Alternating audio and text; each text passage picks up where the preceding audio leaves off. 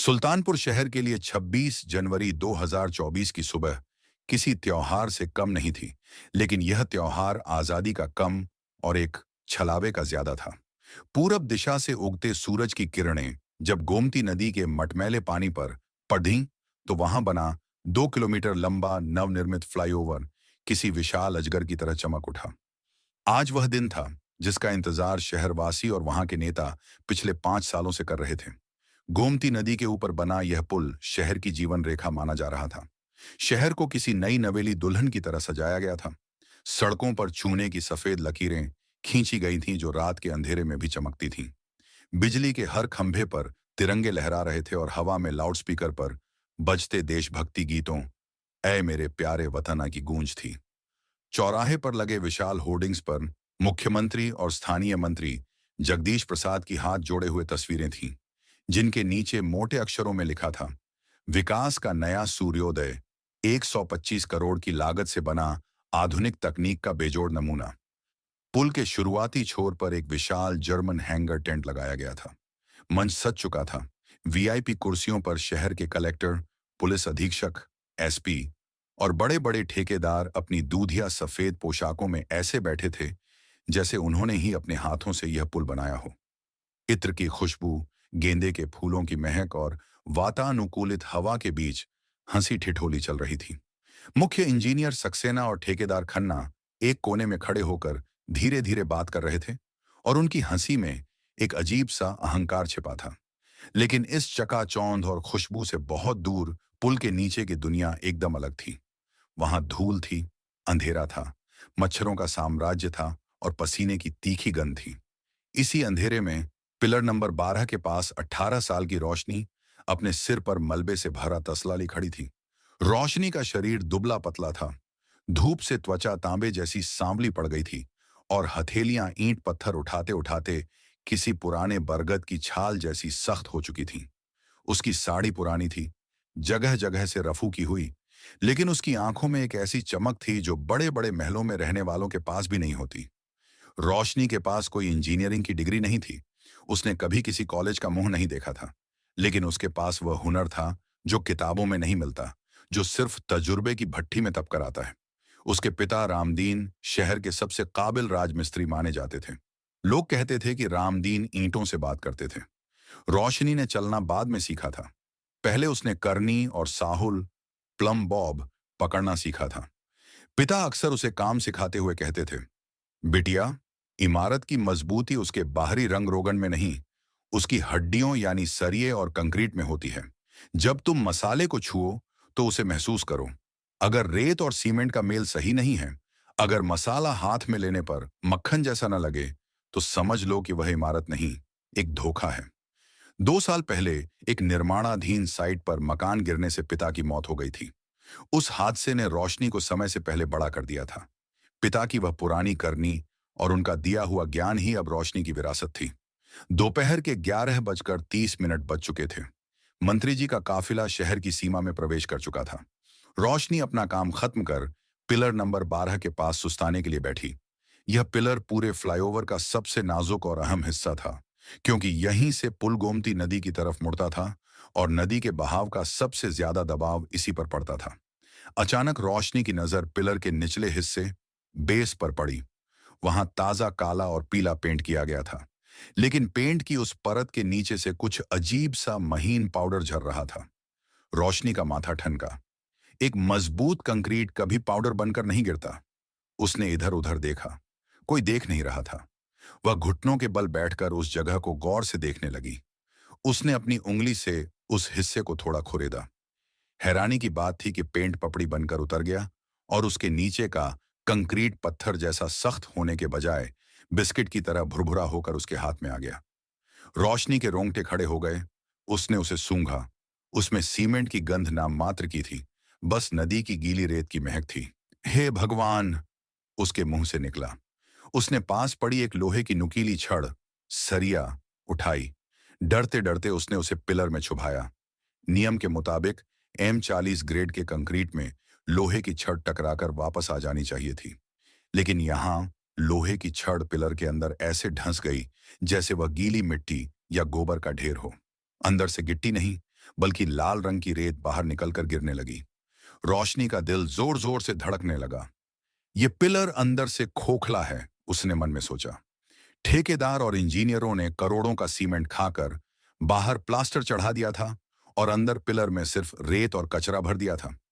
इसे इंजीनियरिंग की भाषा में हनीकॉम्बिंग कहते हैं, लेकिन यह हनीकॉम्बिंग नहीं, यह हत्या की साजिश थी।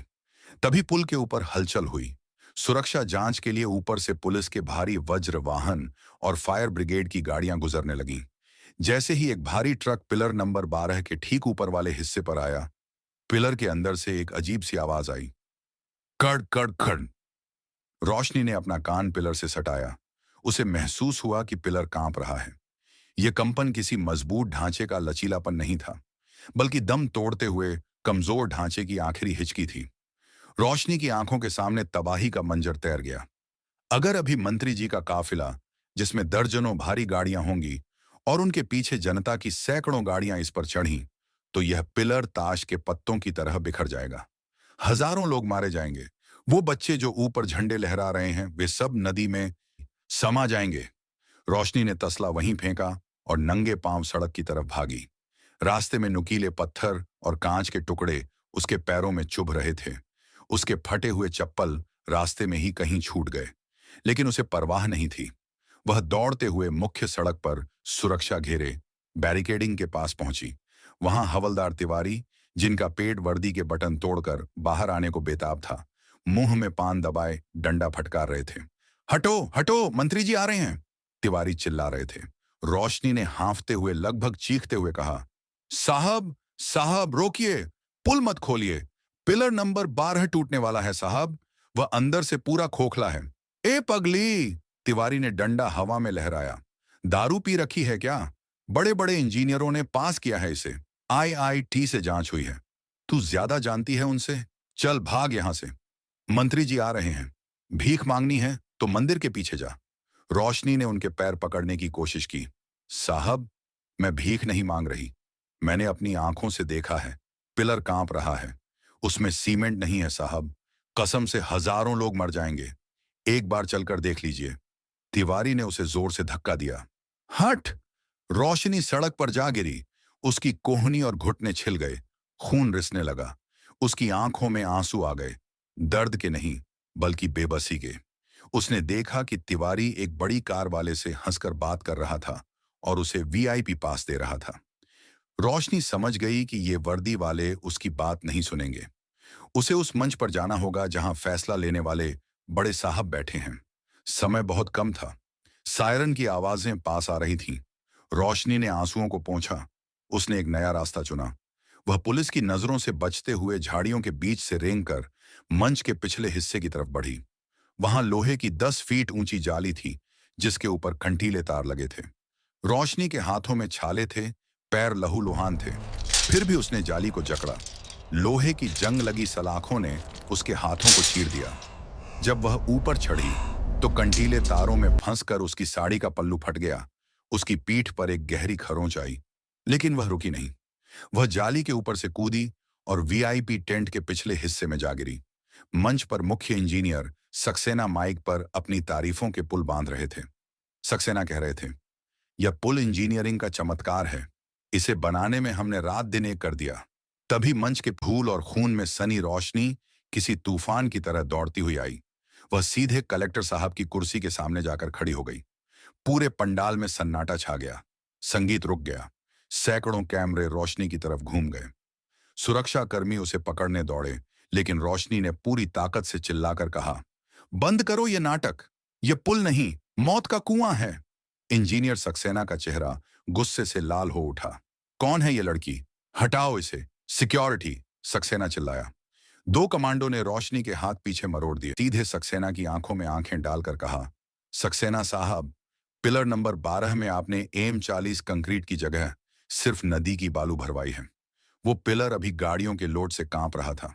अगर मंत्री जी की गाड़ी ऊपर गई तो उनकी और सैकड़ों लोगों की मौत के जिम्मेदार आप होंगे। रोशनी की आवाज में इतनी सच्चाई और दर्द था कि कलेक्टर अवाक रह गए। उन्होंने सक्सेना की तरफ देखा। सक्सेना के माथे पर पसीने की बूंदें थीं, लेकिन उसने बात को संभालते हुए कहा, सर, यह सब विपक्ष की चाल है। इस गंवार लड़की को पैसे देकर भेजा गया है ताकि हमारे शुभ काम में बाधा डाल सके। इसे ले जाओ और बंद करो। रोशनी ने छटपटाते हुए कहा। साहब, मुझे जेल में डाल देना, फांसी पर चढ़ा देना, लेकिन बस एक बार, सिर्फ एक बार जांच करवा लीजिए। भगवान के लिए लोगों की जान मत लीजिए। लेकिन आदेश मिल चुका था। विवेक पर प्रोटोकॉल भारी पड़ गया। पुलिस वाले रोशनी को जानवरों की तरह घसीटते हुए मंच से नीचे ले गए और एक पुलिस जीप में डाल दिया। जीप का दरवाजा बाहर से बंद कर दिया गया। उधर मंत्री जी अपनी भारी बुलेट प्रूफ फॉर्च्यूनर गाड़ी में बैठे। काफिला धीरे धीरे पुल पर चढ़ने लगा। सबसे आगे पुलिस की पायलट गाड़ियां, फिर मंत्री जी की गाड़ी और पीछे उनके समर्थकों की 10 भारी एसयूवी गाड़ियां। जीप में कैद रोशनी ने अपनी आंखें बंद कर लीं और कानों पर हाथ रख लिए। वह जानती थी कि अब क्या होने वाला है। काफिला पुल के बीच में पहुंचा। जैसे ही मंत्री जी की 3 टन वजनी गाड़ी पिलर नंबर 12 के ठीक ऊपर वाले हिस्से पर पहुंची और पीछे से 2 और गाड़ियां उसी स्लैब पर आईं, भौतिक विज्ञान के नियम अपना काम करने लगे। अचानक एक ऐसी भयानक आवाज आई जैसे आसमान फट गया हो। कड़कड़ धड़ाम। सड़क के बीचों बीच एक गहरी दरार पड़ी। लोहे के सरिये चीखने लगे। पिलर नंबर 12, जिसके अंदर सिर्फ रेत थी, वह दबाव पड़ते ही गुब्बारे की तरह फूट गया। देखते ही देखते पुल का एक बड़ा हिस्सा, करीब 60 फीट, हवा में झूल गया। मंत्री जी की गाड़ी का आधा हिस्सा हवा में लटक गया, जबकि पीछे चल रही 2 स्कॉर्पियो गाड़ियां और एक मीडिया की वैन सीधे 40 फीट नीचे सूखी जमीन और पत्थरों पर आ गिरी। धूल का एक विशाल गुबार उठा जिसने सूरज को भी ढक दिया। चीख पुकार मच गई। जो लोग अभी तालियां बजा रहे थे, वे बदहवास होकर भागने लगे। भगदड़ में कई लोग गिरकर घायल हो गए। धूल छंटने पर जो मंजर दिखा, वह दिल दहला देने वाला था। पुल का बीच का हिस्सा गायब था। नीचे गिरी गाड़ियों के परखच्चे उड़ चुके थे। एक गाड़ी में आग लग गई थी। जीप के पास खड़े पुलिस वाले धमाके की आवाज सुनकर भाग खड़े हुए थे। रोशनी ने जीप का दरवाजा लात मारकर खोला, जो ठीक से लॉक नहीं हुआ था, और बाहर निकली। सामने तबाही थी, लेकिन रोशनी भागी नहीं। जहां बड़े बड़े अधिकारी अपनी जान बचाने के लिए दूर भाग रहे थे, रोशनी अपनी फटी साड़ी समेटकर नीचे खाई में उतर रही थी। नीचे पहुंचकर उसने देखा कि एक कार उल्टी पड़ी है और उसमें से पेट्रोल रिस रहा है। अंदर लोग फंसे थे। रोशनी ने पास पड़ा एक लोहे का रॉड उठाया और कार का दरवाजा तोड़ना शुरू किया। उसके हाथ खून से लथपथ थे, लेकिन उसने दरवाजा खोलकर 3 लोगों को बाहर खींचा। उसने अपनी परवाह किए बिना आग के पास जाकर घायलों को सुरक्षित दूरी पर घसीटा। कुछ देर बाद फायर ब्रिगेड और एम्बुलेंस पहुंची। गनीमत यह रही कि रोशनी के हंगामे की वजह से ट्रैफिक पूरी तरह नहीं खोला गया था, वरना उस वक्त पुल पर सैकड़ों गाड़ियां होती और मरने वालों की संख्या अनगिनत होती। इस हादसे में 12 लोगों की जान गई और 20 घायल हुए। मंत्री जी को सुरक्षा कर्मियों ने लटकती गाड़ी से बमुश्किल बचाया। शाम तक यह खबर पूरे देश में आग की तरह फैल गई। कलेक्टर और पुलिस कमिश्नर भागते हुए नीचे पहुंचे। इंजीनियर सक्सेना भीड़ का फायदा उठाकर भागने की कोशिश कर रहा था, लेकिन गुस्साए लोगों ने उसे घेर लिया और पीटना शुरू कर दिया। पुलिस ने उसे बमुश्किल बचाया और गिरफ्तार किया। तभी कलेक्टर की नजर एक पत्थर पर बैठी रोशनी पर पड़ी। वह अभी भी सिहर रही थी। उसका चेहरा धूल और खून से सना था।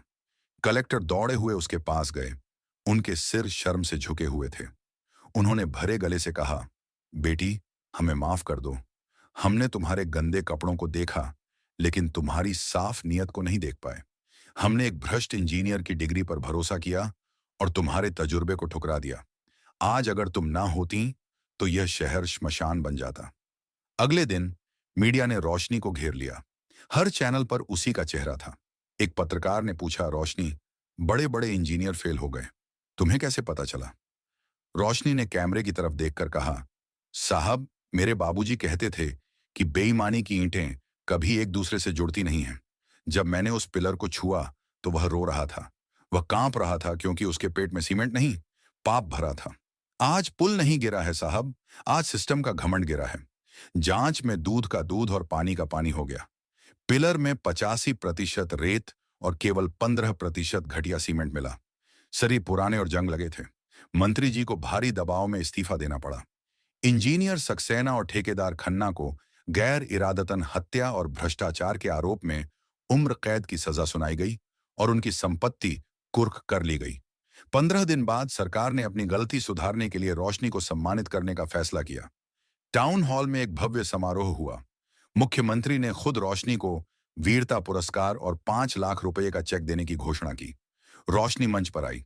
उसने अपनी वही पुरानी साड़ी पहन रखी थी, बस वह धुली हुई थी।